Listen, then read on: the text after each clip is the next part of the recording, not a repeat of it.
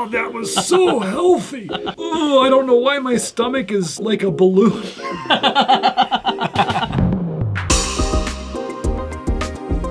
Well, warm welcome to you all. Today's video is about how carnivore can help you age in reverse.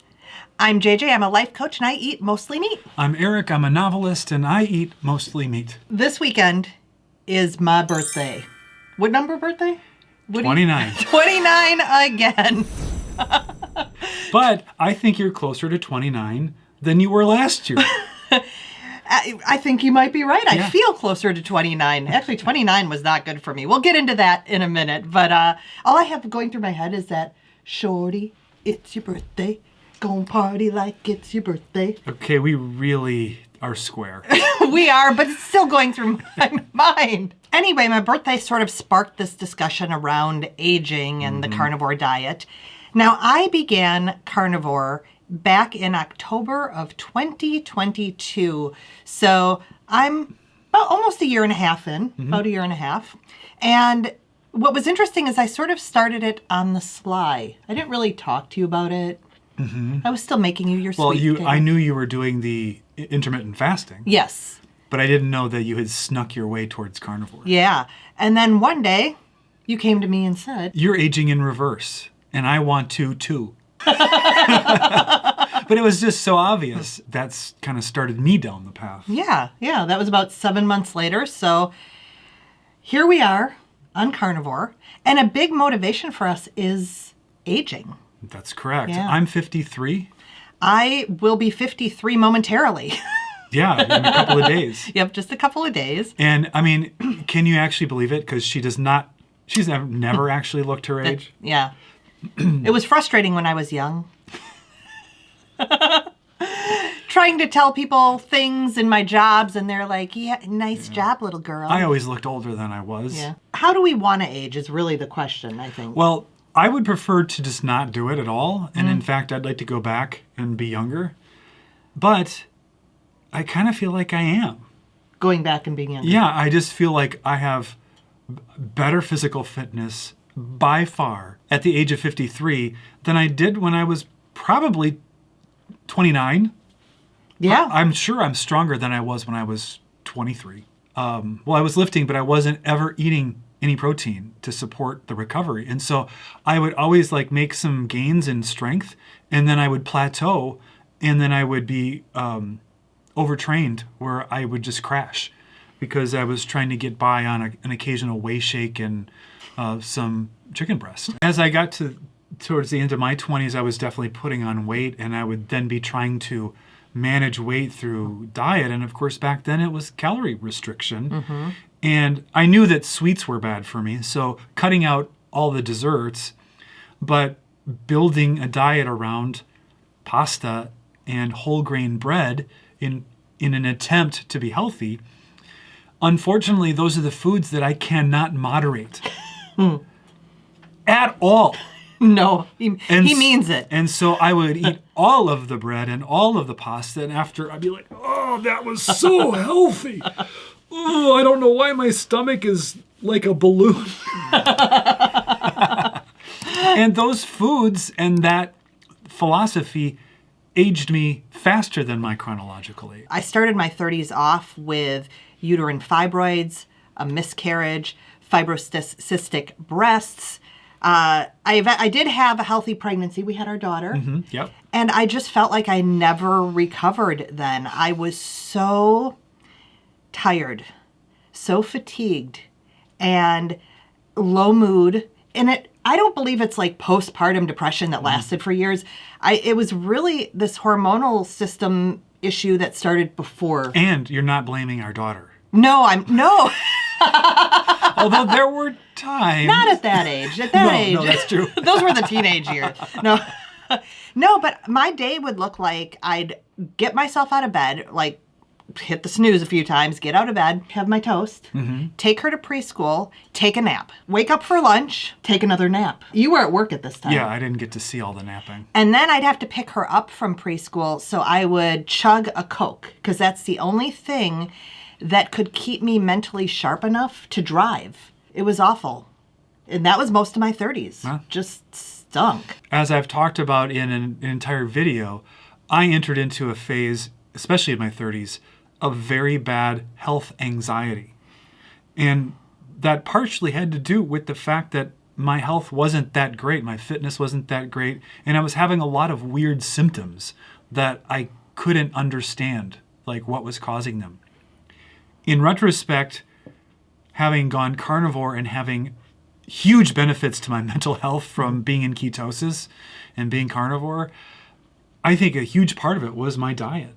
Yeah, in hindsight, yes. Of course, if you're having long stretches of depression and high anxiety, that is not good for your body.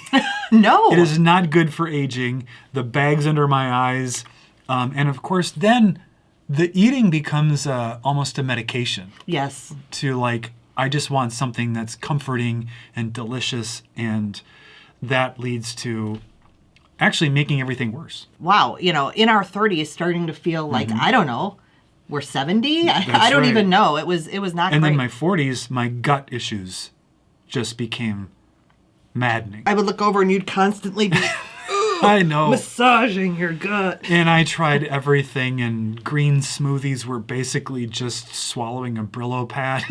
And and then carnivore just stopped all that. I started carnivore in my 50s, and I think my mindset was really shifting around healthy aging. I love that I lost weight. Yay. In my 50s that I really started going, oh, we're aging.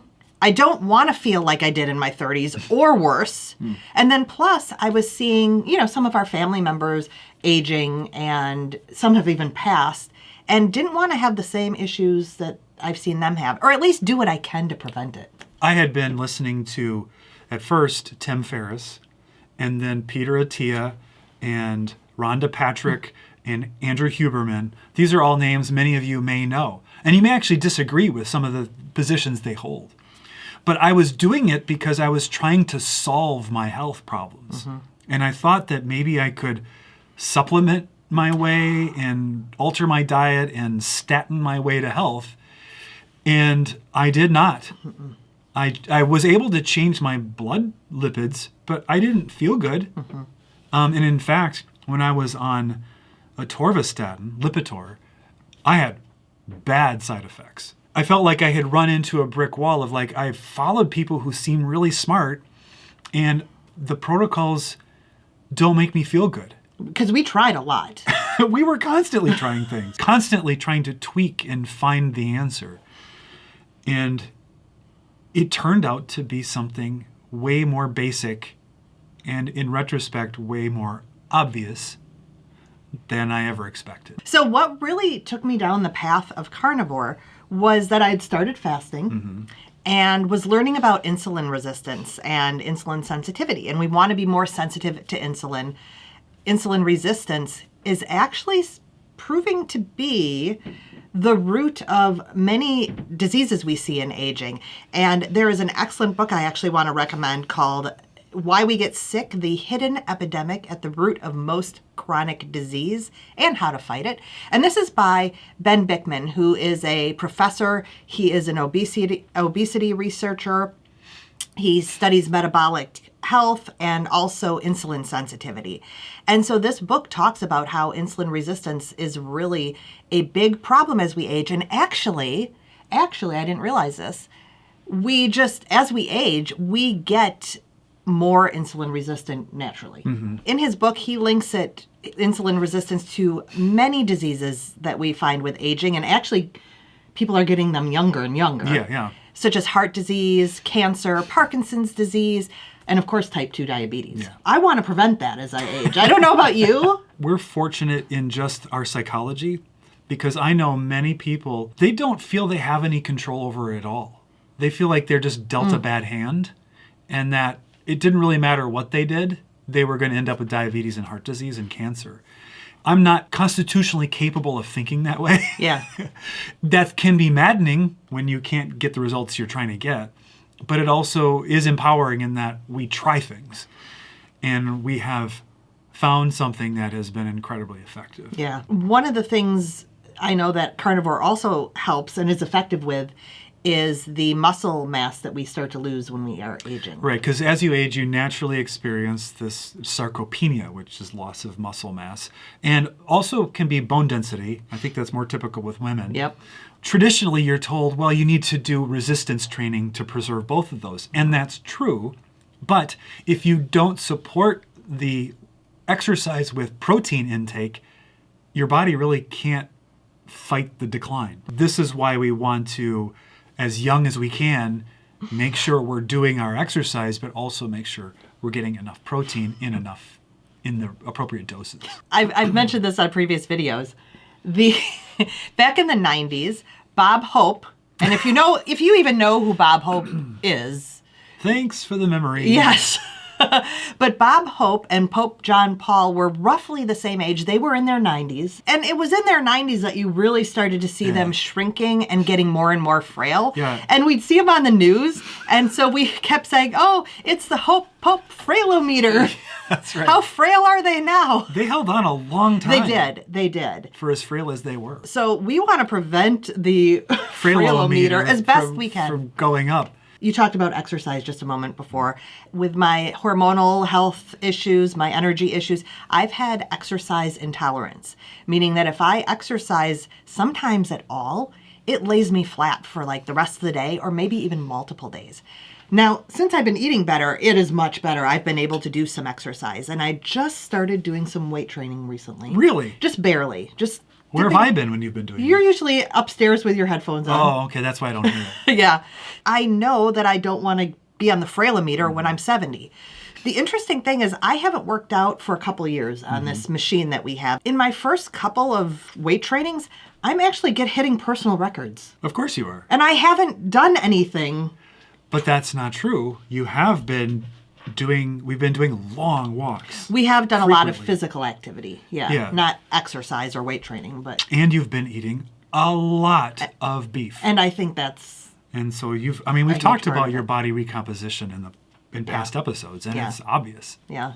So I've definitely I feel like I'm seeing increases in my muscle mass. Oh, and my doctor measures it too to make sure that as I've lost weight, it hasn't been lean body mass and muscle mass, that it's been mostly fat. Yeah. And this is amazing because we're generally told that starting in maybe even in your 40s, inevitable decline happens. And what we're seeing is that, no, we can actually add muscle mass in our early 50s right now. It does take a little longer to recover, but I don't know. I feel like I'm still making gains, and that's very encouraging. And it's exciting. It's so exciting. Because when I was younger, I never made gains because I never ate any protein to support it.